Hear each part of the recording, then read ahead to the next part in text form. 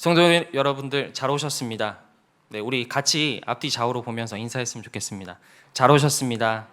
네, 잘 오셨습니다. 저희 딸 이야기로 설교를 시작하려고 합니다. 저희 딸은 이제 초등학교 2학년입니다. 그런데 아직도 가끔 저희 아내의 옷을 입고 놉니다. 근데 조금 더 어렸을 때 이제 어떤 일이 있었냐면 이제 엄마 옷을 입고 화장대에 앉아서 이제 거울도 보고 머리도 빗고 이제 막 바르는 척하면서 점점 엄마로 빙의를 하기 시작했습니다. 그런데 제가 너무나 귀엽기도 하고 사랑스러워서 이렇게 저희 딸의 뒷모습을 보는데 저희 딸이 거울에 비치는 저와 눈이 딱 마주친 겁니다. 그러더니 저에게 대뜸 하는 말이 있습니다. 자기야, 뭘 봐? 그냥 우리 딸 귀엽다 이렇게 하고 넘어갈 수 있지만 교육부 전도사로서 그냥 넘어갈 수가 없는 겁니다. 그 가운데 우리 딸에게 무슨 말을 해줄까 고민을 하는데 하나님께서 오히려 저에게 말씀을 하시는 것 같았습니다. 내가 전도사라는 옷만 입고 마치 그리스도의 신부가 되었다라고 착각은 하고 있었던 것이 아닌지, 나의 보여지는 어쩌긴 외적인 상태를 나의 신앙으로 착각하고 있었는지는 않았는지 되돌아보게 되었습니다. 우리가 때때로 오해하게 되는 것이 있습니다. 그리스도를 믿는 믿음으로 생기는 어떤 종교 문화적인 그런 반응들, 제가 거쳐간 것을 기준으로 말씀드리면 나 신학 공부했다, 나 제자훈련 수료했어, 나 찬양팀이야, 나 성가대야, 나 순장이야, 나 여기 리더야. 이런 현상적인 것들을 우리가 신앙의 본질로 오해한다는 것입니다. 이것은 은혜 받은 자들의 반응입니다. 그런데 우리가 이것을 신앙이라고 착각하고 있다는 것입니다. 성경에서는 이 신앙에 대해서 어떻게 이야기하고 있는지 우리가 잘 살펴볼 수 있습니다. 구약의 레위기에서는 하나님께서 이렇게 말씀하십니다. 나는 너의 하나님이 될 것이고 너는 나의 백성이 될 거야. 신약에서는 예수 그리스도를 믿는 믿음을 세례로 징표하고 그리스도의 신부가 되었다라고 이렇게 이야기합니다. 신부, 즉 결혼이라고 하는 매우 사적인 관계로 그 신앙을 설명하고 있다는 겁니다. 작년에 제가 스스로 잘했다라고 생각하는 게 하나가 있습니다. 한 1년 반 정도 이제 계속해서 조금씩 준비를 해서 아내에게 선물을 하나 했습니다. 그게 뭐냐면 다이슨 청소기입니다.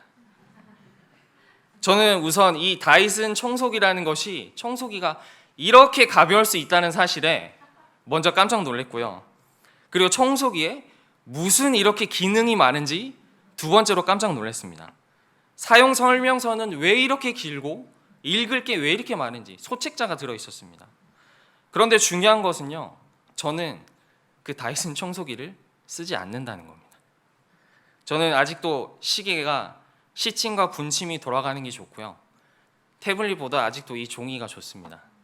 그래서 저는 저 스스로를 아날로그적 인간이라고 부르는데, 저는 여전히 집에서 청소할 때 물걸레 청소포를 쓰고 있습니다. 저는 이것을 믿음이라 얘기합니다. 그 청소기 엄청 좋은 거야. 그 기능이 어마어마해. 모두가 그 청소기 갖고 싶어해. 이것을 머리로 알고 이해하는 게 믿음이 아니라요, 그것을 돈을 주고 구매해서 내 집안에 두는 게 믿음이 아니라요, 그 청소기를 내가 손으로 잡고 청소를 할 때 그것을 믿음이라고, 그것을 우리의 신앙이라고 그렇게 이야기한다는 겁니다. 대한성서공회에서 번역하고 출판한 이 책이 우리와 무슨 상관이 있습니까? 약 2000년 전에 죽은 중동의 사형수 청년이 우리와 무슨 상관이 있습니까? 내가 그 예수 그리스도를 믿고 그때 그 하나님이 나의 하나님이 되고 내가 그리스도인이 되는 것입니다. 이 사적인 관계를 형성하는 것, 이것을 믿음이라고, 이것을 신앙이라고 그렇게 이야기하는 겁니다.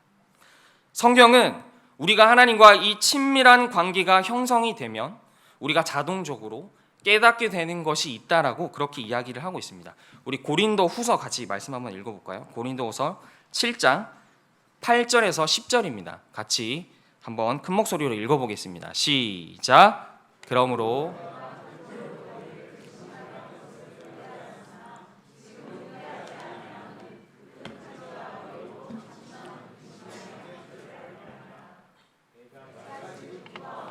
너희로 근심하게 한 까닭이 아니요 도리어 너희가 근심함으로 회개함에 이른 까닭이라. 너희가 하나님의 뜻대로 근심하게 된 것은 우리에게서 아무에도 받지 않게 하려 함이라. 하나님의 뜻대로 하는 근심은 후회할 것이 없는 구원에 이르게 하는 회개를 이루는 것이요 세상 근심은 사망을 이루는 것이라. 아멘. 바울이 고린도 교회를 향해서 하나님의 뜻을 가지고 권면을 하고 있습니다. 그런데 그 권면이 너희를 근심하게 한 것 같아. 그러나 내가 기쁜 이유는 그 근심이 너희를 회개하게 하고 그 회개가 너희를 구원에 이르게 하기 때문이야 라고 그렇게 이야기하고 있다는 겁니다. 우리가 하나님과 친해질 때 그리스도를 믿는 그 믿음 가운데 당연하게 발생하는 것은 하나님의 뜻에 의한 근심, 나의 죄에 대한 그 근심이 발생한다는 겁니다. 그 은혜로 말미암아 빛 대신 그리스도와 가까워지면 우리의 죄가 드러나고 그것이 근심으로 회개의 자리에 나오게 하고 그것이 우리를 구원의 자리로 인도해 간다는 것입니다. 그리스도의 복음은 끊임없이 나를 돌아보게 하고 근심하게 하며 죄에 대한 자각을 하게 한다는 것입니다. 그래서 저는 주님의 은혜가 저는 필요합니다. 회개하게 하고 그 회개가 그리스도의 십자가가 나의 십자가가 되게 하고 그 생명이 내 생명이 되게 한다는 것입니다. 저희는 이 회개에 앞서서 먼저 죄에 대해서 좀 살펴볼 필요가 있습니다. 성경에 죄성을 드러내는 많은 인물들이 있습니다. 근데 그 중에 가장 큰 죄를 지은 죄인은 누가 뭐라 해도 예수님을 판 유다일 것입니다. 지금 우리는 2023년을 기준으로 살아가고 있습니다. BC와 AD를 나누는 그 기준이 바로 예수 그리스도십니다. 예수 그리스도가 세상의 기준이십니다. 그런데 그 예수를 판 유다의 이름은 유럽에서도 굉장히 치욕적인 이름입니다. 심지어 독일에서는 그 유다, 주다스라는 그 이름이요 너무나 경멸적이기 때문에 아동의 복지 차원에서 새로 태어난 아이들에게 사단 그리고 유다라는 이름을 짓지 못하도록 법으로 금지해놨습니다. 그런데 우리는 때때로 이렇게 생각하는 경향이 있습니다. 나는 유다랑은 달라. 적어도 난 예수님을 직접 팔진 않았잖아. 아마 흉측한 범죄자일 거야. 여러분에게 유다는 어떤 모습입니까? 성경을 보면 전혀 그렇지 않다는 것을 우리가 알 수 있습니다. 오늘 읽은 본문 요한복음 13장 21절과 22절 두 절을 같이 한번 읽어보겠습니다. PPT 한번 띄워주시겠어요? 요한복음 13장 21절 22절입니다. 시작. 예수께서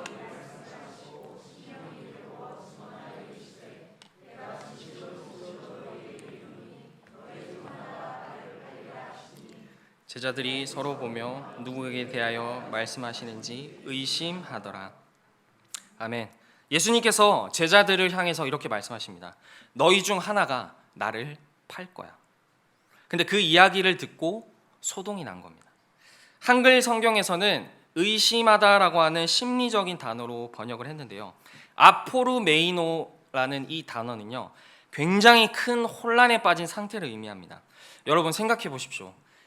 제자들 중에 거친 배사공들이 있었습니다.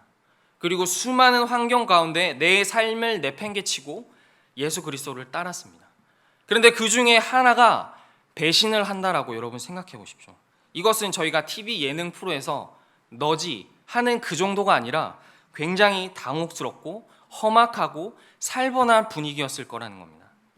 그런데 예수님께서는 그 자리에서 떡을 떼셔서 정확하게 유다에게 건네주고 계십니다. 같이 한번 본문 한 번만 더 읽어볼까요? 26절에서 29절입니다.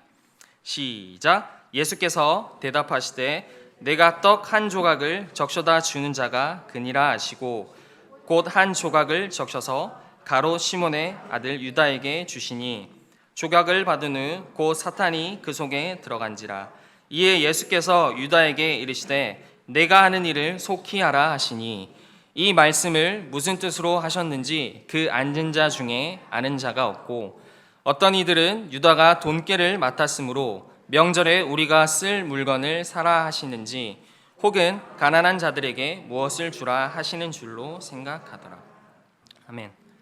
만약에 유다가 예전부터 죄 많이 짓게 생겼고 험상궂게 생겼다면 어떻게 됐을까요? 이 험악한 분위기에서 바로 몰매를 맞았을 것입니다. 그런데 28절에 무엇이라 이야기하냐면 그 말씀을 이해하는 자가 없다라고 그렇게 증언하고 있습니다.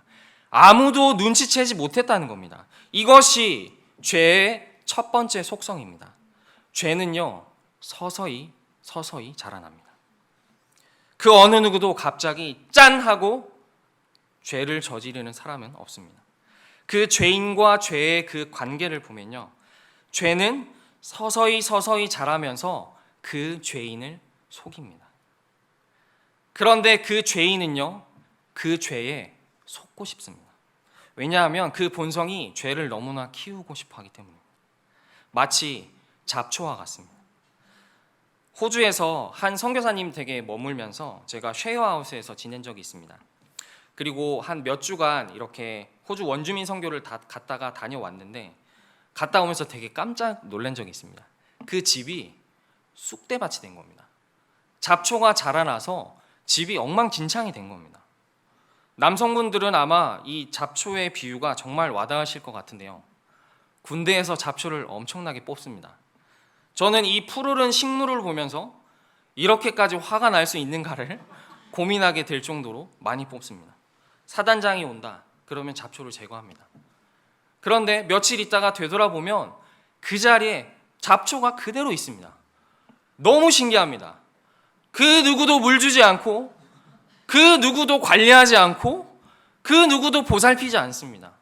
그런데 잡초가 그렇게 자라난다는 겁니다. 내버려 두면 은밀하게 자라나서 내 내면을, 내 영혼을 쑥대밭을 만든다는 겁니다. 세상에 한눈 팔고 다른 것에 잠시 눈 돌리면 그 사이에 내 영혼이 만신창이가 된다는 겁니다. 그런데 나는 그 죄에 속고 싶습니다.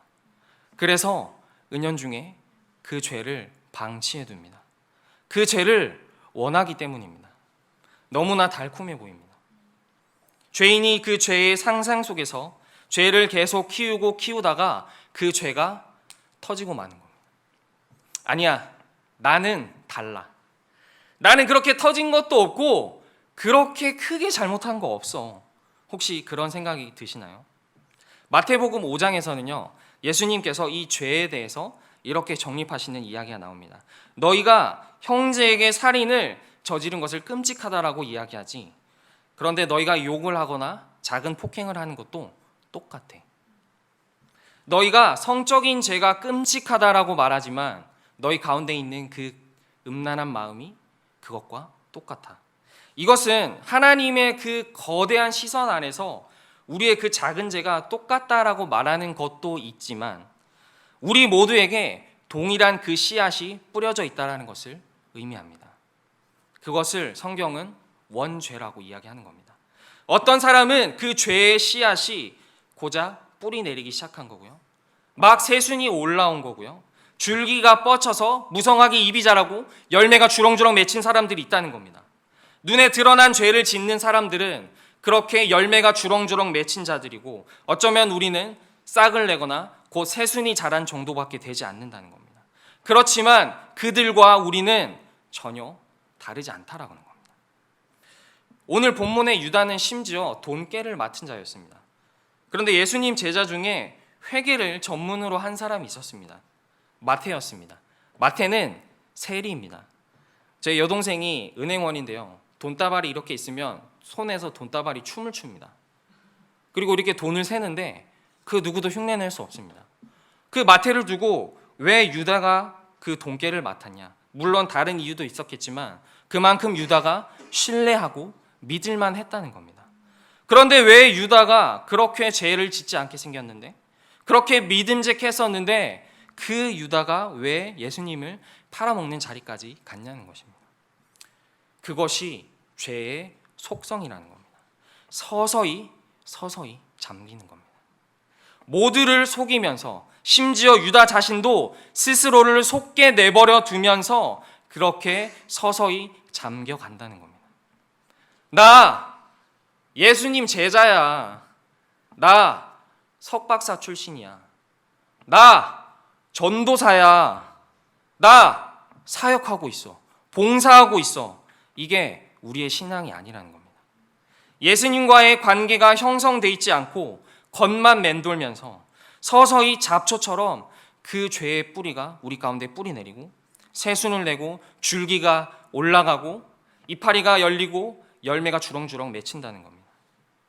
죄의 또 다른 속성이 있습니다. 그것은 바로 하나님과 그 친밀함을 파괴한다는 것입니다. 하나님으로부터 도망쳐서 멀어지게 한다는 겁니다.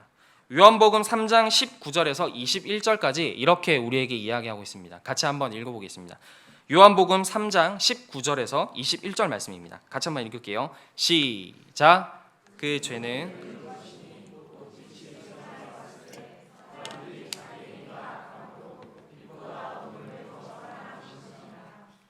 악을 행하는 자마다 빛을 미워하여 빛으로 오지 아니하나니 이는 그 행위가 드러날까 함이요 진리를 따르는 자는 빛으로 오나니 이는 그 행위가 하나님 안에서 행한 것임을 나타내려 함이라 하시니라. 아멘.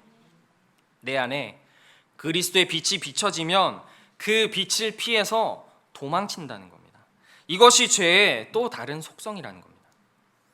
외국에서 촬영된 유튜브인데요. 큰 개를 키우는 이제 여러 마리 키우는 개의 모습입니다. 주인이 외출을 했다가 집을 돌아왔습니다. 집이 난장판이 된 겁니다. 화분이 뒤엎어지고 그 사료가 쏟아져서 막 바닥을 뒹굴고 있는 상황입니다. 그래서 이제 주인이 화가 나서 개들을 일렬 종대로 세워놓고 추궁하기 시작합니다. 그리고 이런 자막이 나오는데요. 아무 말 하지 않지만 범인이 누군지 알고 있다. 벽이나 양동이의 머리를 박고 있는 그 개, 주인과 눈을 마주치지 못하는 그 개가 바로 범인인 겁니다. 멀어지게 한다는 겁니다. 오늘 본문의 가룟 유다는요, 예수님께서 전해준 그 떡을 받고 어떻게 행동합니까? 오늘 본문의 30절입니다. 유다가 그 조각을 받고 나가니 곧 밤이러라. 이렇게 이야기합니다. 이 비유가 얼마나 선명한지 모르겠습니다. 절묘하지 않습니까? 빛으로 오신 그 예수 그리스도가 앞에 계신데요. 그 빛 가운데 나의 더럽고 나의 추악하고 나의 부끄러운 죄가 드러나니까 가룟 유다는 그 빛의 반대편인 어둠을 향해서 더 깊숙하게 들어가고 있다는 겁니다. 주님의 그 놀라운 은혜가 우리에게 임하면 그 고린도후서의 말씀처럼 우리에게 근심과 걱정이 생기는데요. 그것은 우리 안에 있는 죄에 대한 것이라는 겁니다. 모두를 속이고 나조차 속이고 나는 성공했다라고 생각할지 모르지만 예수님께서는 정확하게 우리의 죄를 아시고 빛 가운데로 초청하신다는 겁니다. 제가 작년 1월에 작은 사건이 있었습니다. 저희 고등부 친구들도 전혀 모르더라고요. 제가 왼쪽 뺨이 두 배로 부었습니다. 어디서 뺨을 맞은 건 아니고요. 제가 사랑니를 뺐습니다. 그런데 그 사랑니를 빼는 게 너무너무 두려운 겁니다. 저는 일단 치과를 정말 좋아하지 않고요. 그 도구들이 너무 싫습니다. 그리고 일단 그 냄새도 너무 싫고요. 그래서 가다가 치과가 보이면 길을 돌아가야 될 것 같은 그런 두려움이 있습니다. 30대 후반이 되는 동안 그 사랑니를 빼지 못하고 전전긍긍했습니다. 그런데 그 사랑니가 오래돼서 계속해서 염증이 생기고 하다 보면 아무도 모르지만 저만 맡을 수 있는 그 염증의 향기가 있습니다. 음식도 잘 못 먹고요. 아무리 양치를 해도 씻겨지는 그 느낌이 없는 겁니다. 계속해서 찝찝한 겁니다. 그래서 하다 안 돼서 치과에 예약을 하고 치과에 갔습니다. 파노라마 엑스레이를 찍었는데 의사 선생님이 깜짝 놀라는 겁니다. 여태까지 안 오고 뭐 하셨냐고. 그래서 마취를 하려고 잇몸을 찔렀는데 그 찌른 잇몸에서 염증이 새어나왔다라고 의사가 그렇게 이야기하더라고요. 그래서 버티고 버티다 용기를 내서 이빨을 뽑고 문을 박차고 나왔는데 분명히 같은 하늘이었는데 하늘이 다른 겁니다. 같은 날씨, 같은 하늘인데 하늘의 색깔이 다른 겁니다. 이것이 우리에게 주는 기쁨이라는 겁니다. 이 죄가 마치 사랑니와 닮아 있다는 겁니다. 우리에게는요, 그 치과를 향하는 그 용기가 우리에게 필요하다는 겁니다. 그리스도인들에게 용기란 내가 사랑니를 달고도 멀쩡하게 살 수 있어라고 말하는 것이 아니라요, 치과 의사에게 가서 내 치부를 입을 벌려 드러내는 것입니다. 보여주는 것입니다. 그것이 우리 그리스도인들에게 필요한 용기라고 하는 겁니다. 내 안에서 부패하는 것들, 냄새나는 것들을 드러내는 건 너무나 고통스럽습니다. 너무나 두렵습니다. 그런데 그 고통과 두려움이 우리를 죽이나요? 아닙니다.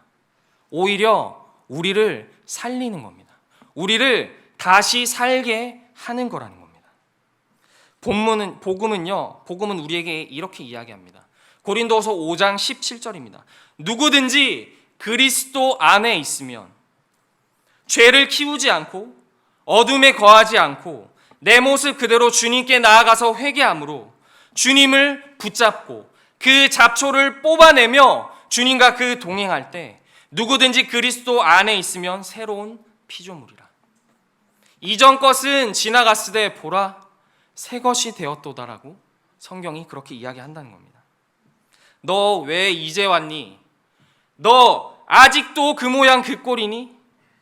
같은 이야기를 몇 번이나 반복해야 되는 거니? 그렇게 말씀하지 않으시고요, 여전히 우리를 용납하시고 사랑으로 주님께 고백하며 우리를 초청하고 계신다는 겁니다. 제가 고등부 아이들에게 들려줬던 한 책을 소개함으로 말씀을 좀 마치려고 합니다. 제가 청년 때 읽었던 그 맥스 루케이도 목사님의 은혜라고 하는 책의 일부 내용입니다. 2010년도에 미국에서 실제 있었던 일인데요, 저는 2024년 그 EBS에서 방송한 그 영상을 저는 봤습니다. 미국 방송국에서 이 일을 생중계를 하면서 감동의 물결이 일어났었습니다. 그 텍사스 휴스턴에 13살짜리 테일러라는 그 여자아이가 있었습니다. 스키장에서 근데 넘어지는 사고가 있었던 거예요.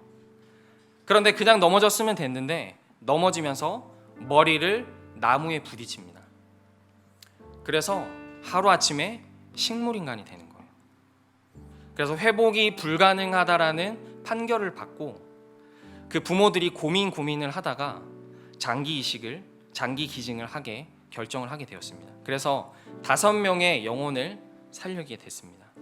저는 사촌 중에 이제 장기 이식을 하다가 기다리다 장기 이식을 못 받고 고통스럽게 돌아간 친척이 있어서 그게 얼마나 고통스럽고 얼마나 간절한지를 저는 알고 있는데요, 그 13살짜리 여자아이의 장기를 기증받은 그 사람 중에 그 장기 중에 가장 모든 게 다 중요하겠지만 그 중요한 심장을 기증받은 한 여인이 두 아들을 둔 40대 여자의 윈터스라고 하는 애리조나주에 살고 있는 여자였습니다.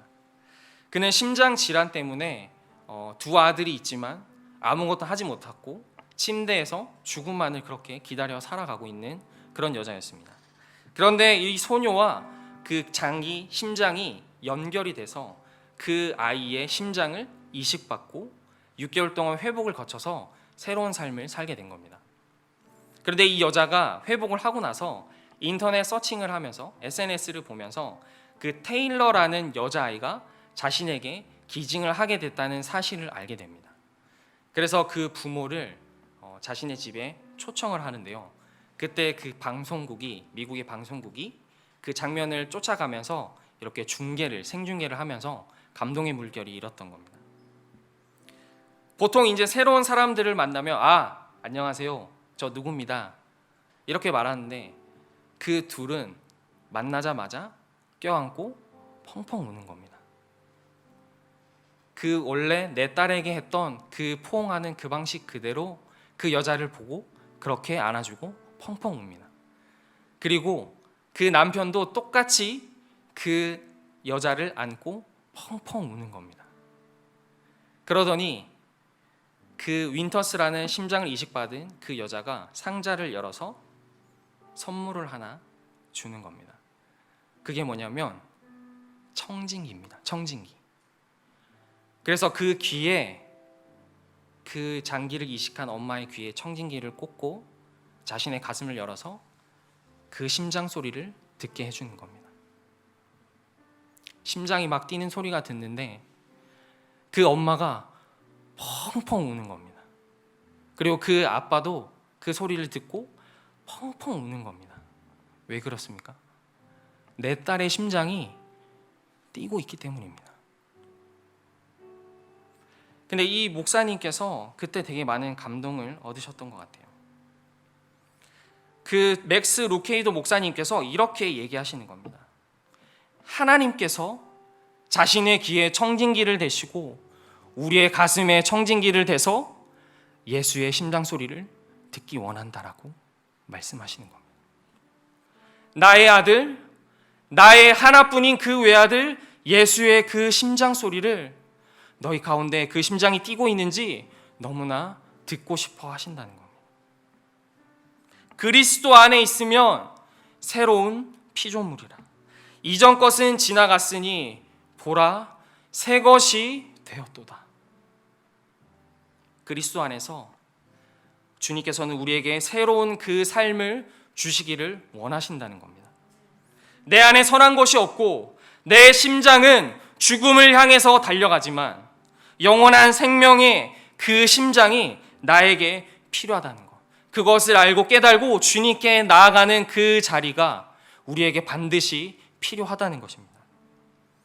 오늘 밤 주님께서는 저를 통해서 우리 모두를 회개의 자리로 초청하고 계십니다.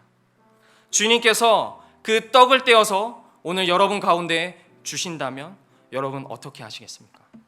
우리의 빛 되시고 우리의 영원한 심장이신 그리스도께 나아가시겠습니까? 아니면 유다와 같이 그 어둠 속으로, 더 깊은 어둠 속으로 도망쳐서 들어가시겠습니까? 오늘 찬양과 기도로 우리의 고백과 우리의 그 마음을 주님께 올려드리면 좋겠습니다. 함께 찬양하시겠습니다.